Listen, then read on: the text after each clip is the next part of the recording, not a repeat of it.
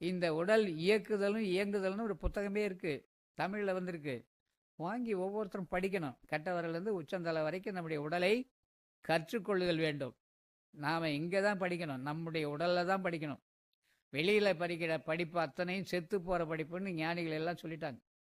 அது ஒருவாறு இந்த உலகியல்ல உண்ண உணவு, உடுக்க உடை, இருக்க இடம் எல்லாம் பண்ணிட்டு இருக்கிறோம்னு நாம நினைச்சிட்டு இருக்கிறோம்.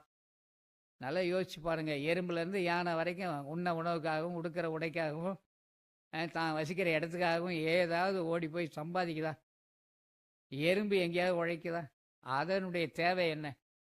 யானையினுடைய தேவை என்ன? ஒட்டகத்தினுடைய தேவை என்ன? ஆடு மாடினுடைய தேவை என்ன? இந்த தேவைகளோடு அவங்க வாழ்ந்துக்கிட்டு தானே இருக்காங்க. நம்முடைய தேவை என்ன? தெரியாமலே வாழ்கிறோம், புரியாமலே வாழ்ந்துட்டு இருக்கிறோம். நமக்கு கொடுக்கப்பட்ட அறிவை எங்கேயோ கொண்டு தொலைச்சிட்டோம். தொலைச்சிட்டு நாம் என்ன பண்ணிட்டு இருக்கிறோம்? நம்மை நாம் தெரிந்து கொள்வதற்காக கொடுத்த அறிவு தான் இந்த அறிவு. இந்த மனித